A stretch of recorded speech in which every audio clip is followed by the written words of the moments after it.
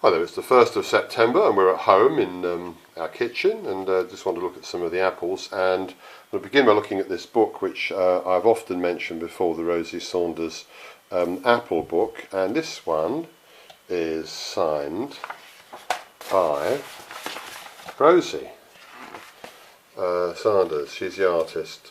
And these are not colourised images, by the way, these pictures in the book. These are not colourised images. We've seen her paint these when we went and had an artists' weekend as paying guests as part of a house party of artists, training artists at Rosie's house. But anyway, people often ask me about identifying apples, and I say, well, the best thing you can do is for the trivial sum of £25. You can buy this book from Amazon, I believe it's still around. We bought 2 copies of this in case one wears out. And what I want to do today is just take a look at some of the apples that we have. Some of these are very early varieties, and just talk you through these. I'm not going to do a tutored tasting on these particularly right now. We just want to talk through some of these and look at the pictures in the book. Not all of these are pictured. Some of them, for example, Baker's Delicious and Bardsey, are extremely rare. In fact, Bardsey was believed to be extinct. Norfolk Royal is interesting. We're not sure if this is correctly labelled. It will come to that in a moment. Lord Lamble, very popular.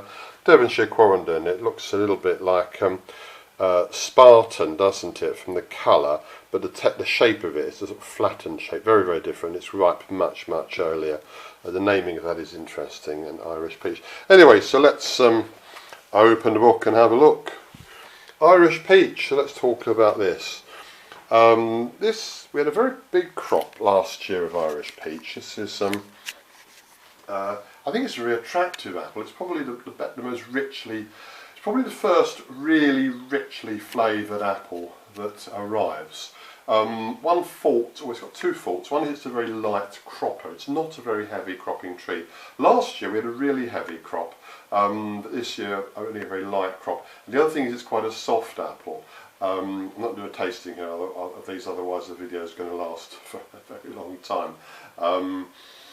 But this is a really nice apple. It wouldn't be everybody's choice. I can't recommend it very strongly to grow because it's a light crop and it doesn't keep.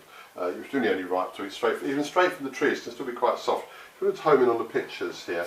When you're trying to identify an apple, you really want to look at 2 or 3 specimens because the shape varies. Again, you can see this way. It's how to describe it. It's quite a light yellow. It's mainly a green to yellow. Incidentally, this has got a little bit of mussel scale. It's a sort of scale insect. You can see these little scales on it. It doesn't really do any harm.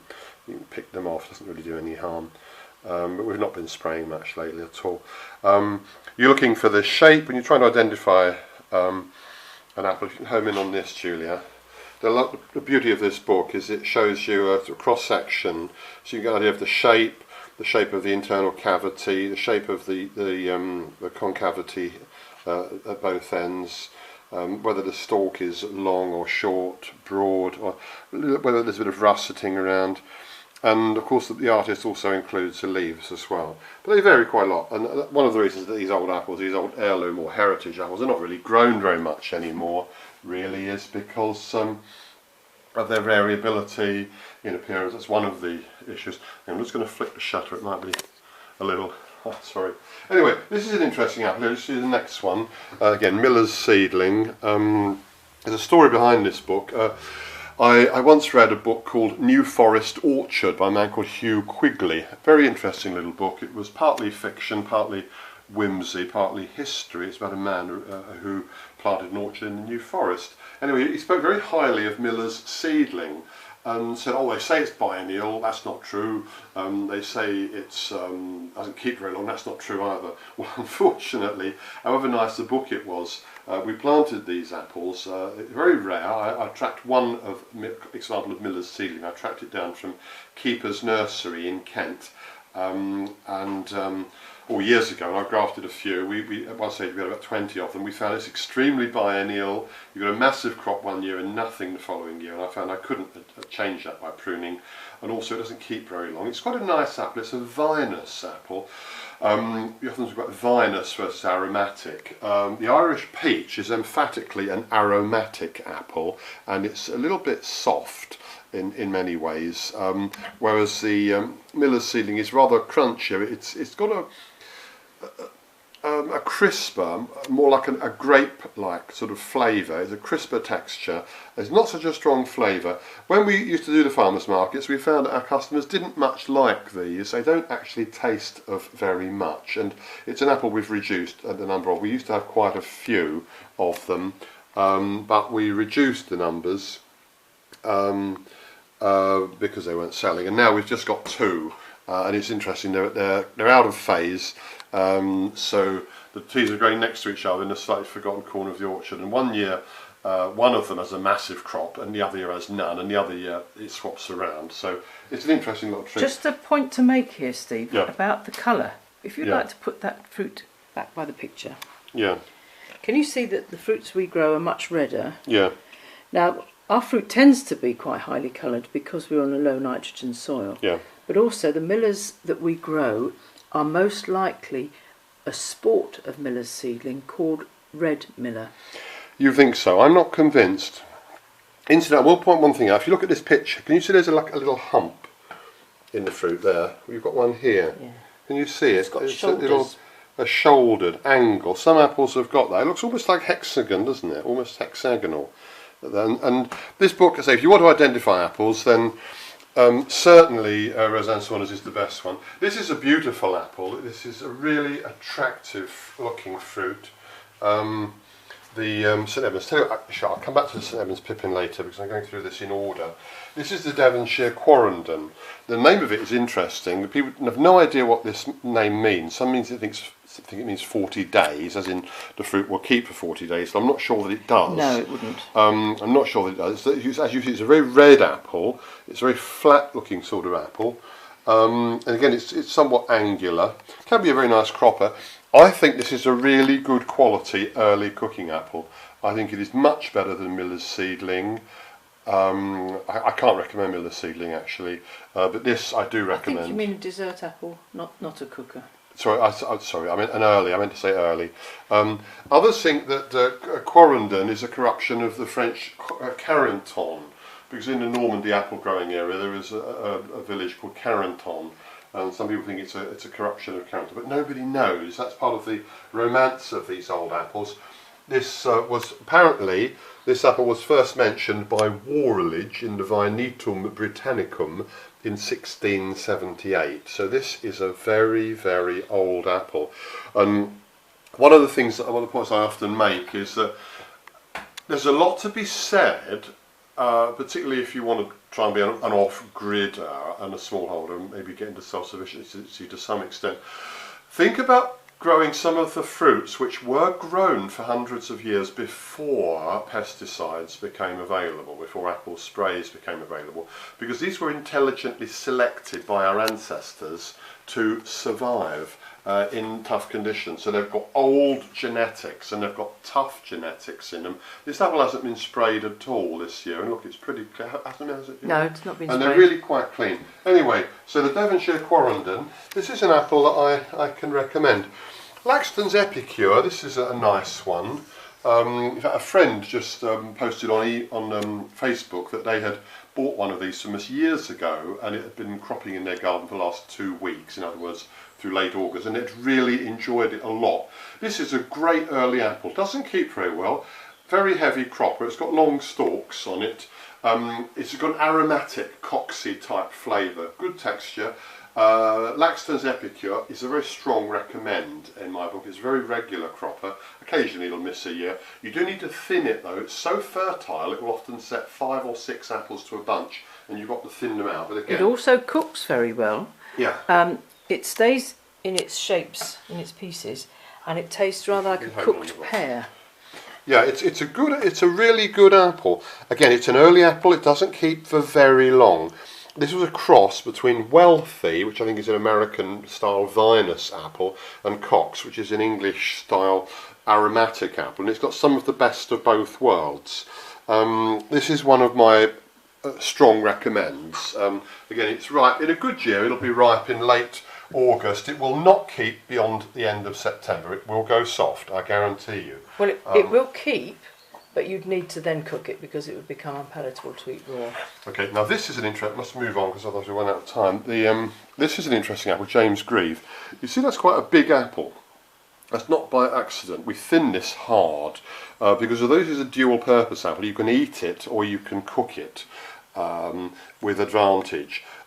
We have got a lot of apples that are better eaters than this, but this makes an extremely good cooker. And when we used to do the farmers markets, people would come in September saying, got any brambles? So we'd say, no, they're not ready yet, have some James Grieve and cook these.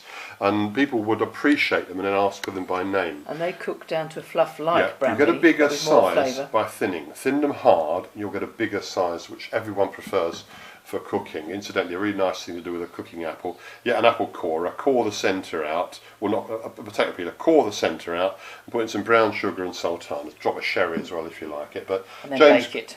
James Grieve used to be very widely grown. It was a popular pollinator for cocks, and originally it was grown in Scotland. It used to be a very popular apple.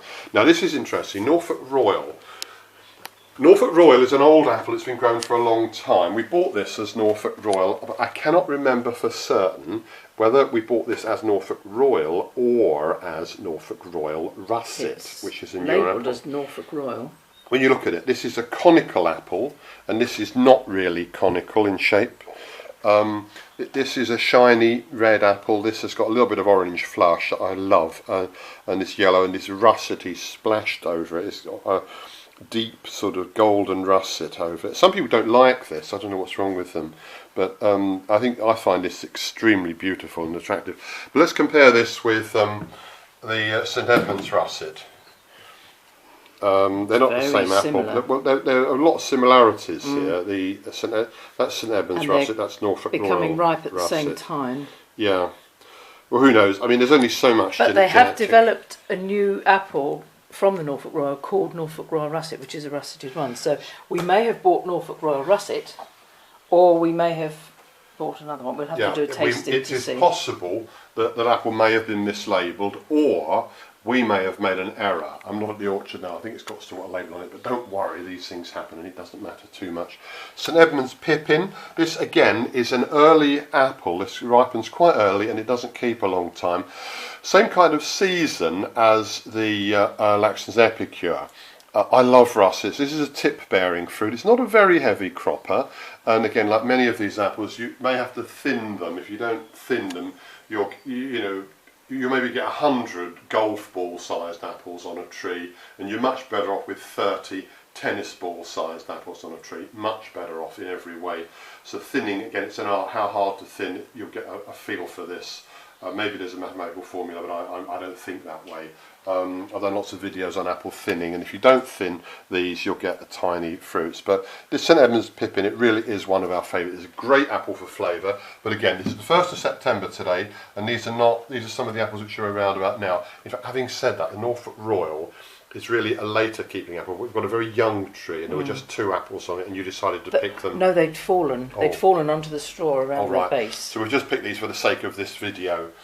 Now finally, I think Bardsey. Do you want to talk about this one? Well, as you said earlier, this tree was believed to be extinct. It was grown by the monks on Bardsey Island off the Welsh coast. I'm not quite sure how it was rediscovered again, but we've managed to get a tree of it. When we do a tasting, you'll find it's very different from any of the other apples we grow. An interesting feature for identification, if you look around the eye, here, there's like little pimples of flesh. That's called beading. Some apples do show that, and it's very indicative. A little bit of it on this Lord Lambourne. Yes. Oh, I've just seen something. I think that's got a maggot on it. Yeah, well, I've just picked a couple of reject ones. The Lord Lambourne are not really quite ready yet. Just changing the subject. There we are. Now, I've sung about this, Joni Mitchell. Poor Joni's not very well these days, I'm sorry to say. But having said all that, we didn't spray against the codling moth this year, and so we got codling moth. Okay, we knew we weren't going to take our fruit to the market, but you can't offer this to the public. They won't accept it. These 2 Lord Lambourne were ripe earlier than the others on the tree, which is why I picked them to taste. Yeah. Fruit with a maggot in will generally ripen earlier than its Yeah. fellows. Yeah, yeah. So pick them up and feed it to hens or the sire if you can. Anyway, so probably that's about the end of that video. I'm not going to do a tasting, otherwise the video will be twice as long. It's already pretty long. But I'll just say again, this book is. I mean, we bought 2 copies of this from Amazon when it first came out. It was on a special offer, £12.50 each. We bought 2 for the price of 1 because, in case one got lost or stolen or just wore out in use. But I believe this is still available from Amazon, and I've shown you some of the insides, and we find it invaluable, and it would be a very pleasant Christmas present or for anyone who loves apples. Well, anyway, so that's about the end of that. I better shut up now and finish that video off.